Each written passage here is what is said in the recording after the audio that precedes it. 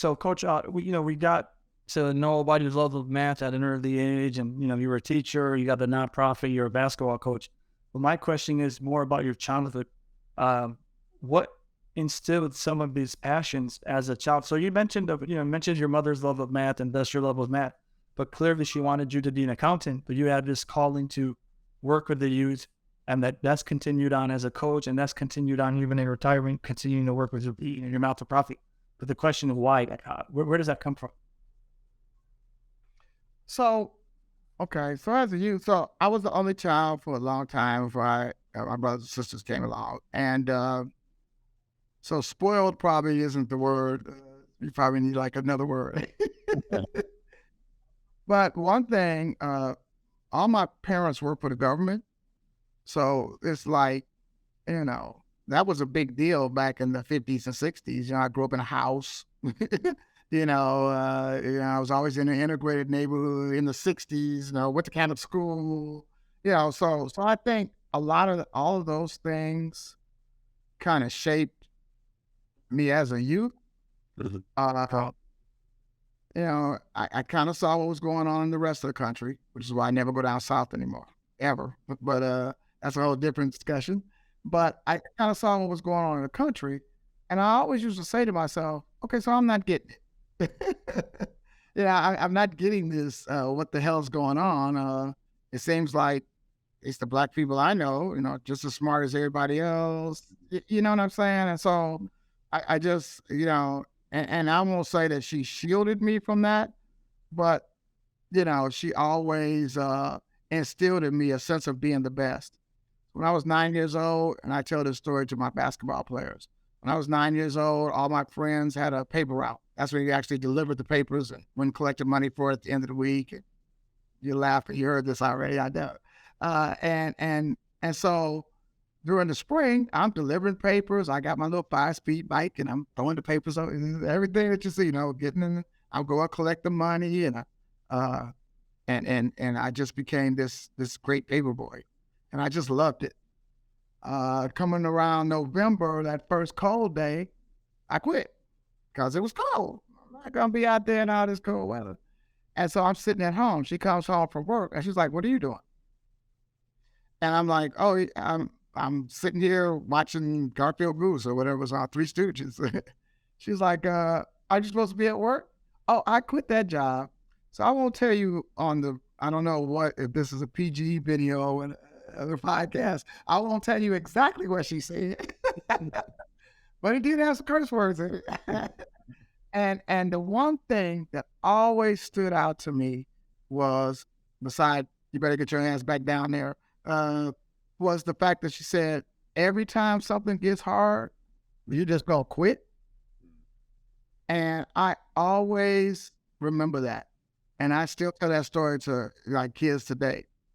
And I get the teenage, the young kid, I'm crying, and she gonna kick me out the house. It's cold, and I'm walking back down there, how you do when you getting that, I hate being here, blah blah blah blah.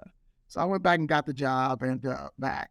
But I think that moment, because I remember that so vividly, kind of made me like the sports guy, or gave me that impetus, to work with sports.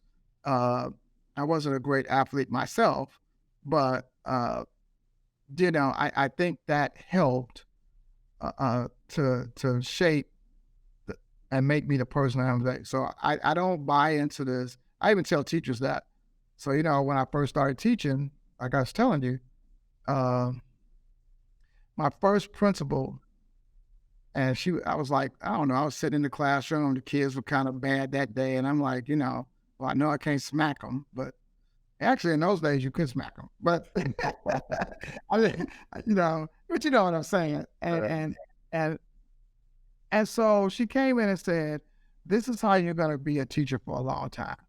She said, "You have to say to yourself, I'll be damned if some 13-year-old is going to run all over me."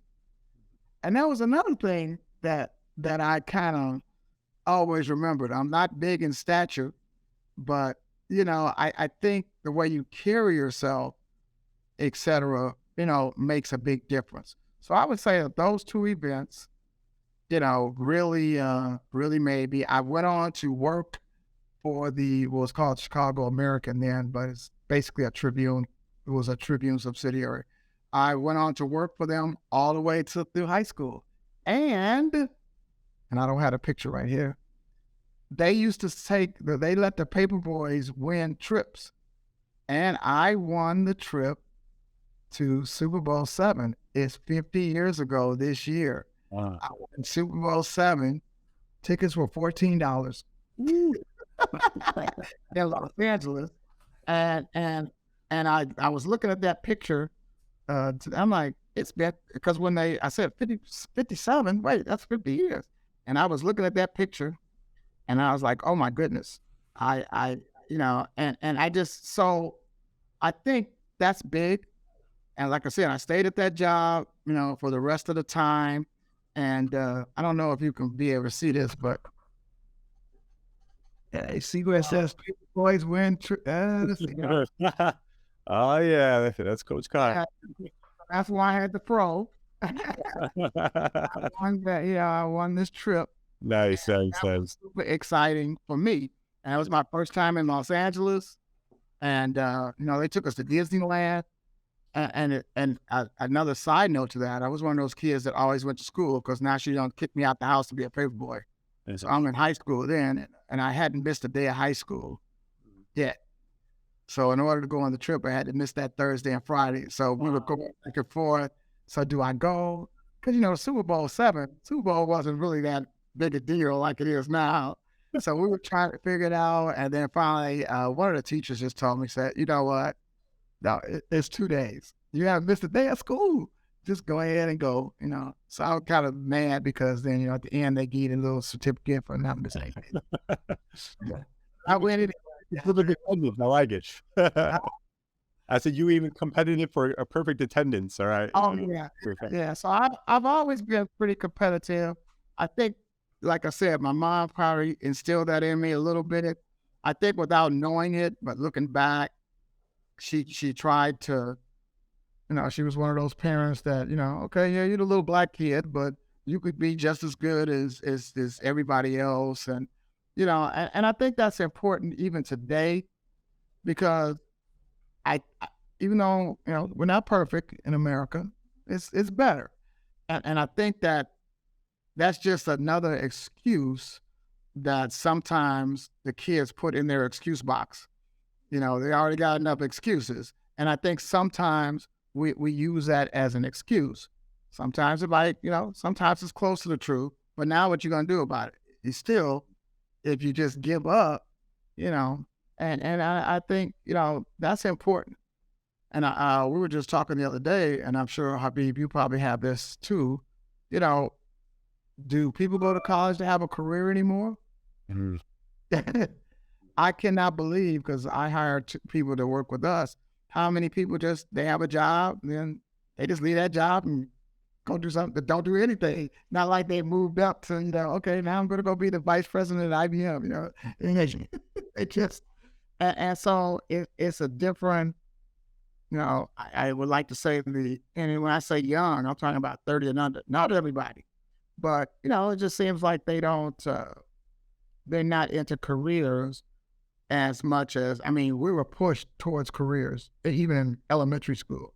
And you pretty much kind of did what your parents did, which is why you have career police officers and career firemen, because you kind of got pushed towards, whatever your parents did. And I'd like to say in the minority communities, because many, of their first generation going to college, that kind of changed a little bit, and, I like to, I think education is important. And, I thought I was, like you said, I was competitive. I always wanted to be a good student. Leo was predominantly white at that time. And I always wanted to be like right up there with the top class. And freshman year, they put me in this remedial algebra class at Leo. And I was like, I told my mom, like, this has got to be the dumbest group of kids and the worst teacher I've ever met in my entire life. I really did say that. And I couldn't understand, and it really freaked me out. So I couldn't understand, why did they put me in this remedial algebra class? I'm getting literally 100. I think I got 100 every test. The problems that, like, those last few problems, that the challenge problems, I'm the only one getting those. I'm not even showing the teacher how to do it. He'd ask me, so, Carter, you know this one?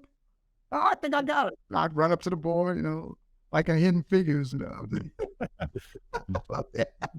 And so the next year, so it was a predominantly minority class. There wasn't that many white kids in that class. So the next year, I signed up for geometry honors because, after freshman year, they let you sign up. So I'm not about to be in this class with these kids all the time. So I signed up for geometry honors. 3 black kids in the geometry honors class total. And I didn't look at it at first, it was only 3 of us. I looked at it as a challenge, and I got an A in those classes. I used to tease them. I said, well, one of us had, we used to tease each other. Well, one of us had to get the A. I'm the most good looking. No, I'm better. Then somebody an A, so that's me. So like you said, being competitive, I could have just, nowadays kids will stay in those classes just so they get the A, and then they don't have to put an effort out. But, so that was me as a youth. I played all the sports. It wasn't a sports system like it is now, where you can, do volleyball all year round or basketball all year round, or, Hey, big and cheap. but so the sports changed. So, and again, I was in a predominantly white area. So when they, I played hockey as a youth. There wasn't any black hockey players back in the 60s. Anyway, that's me.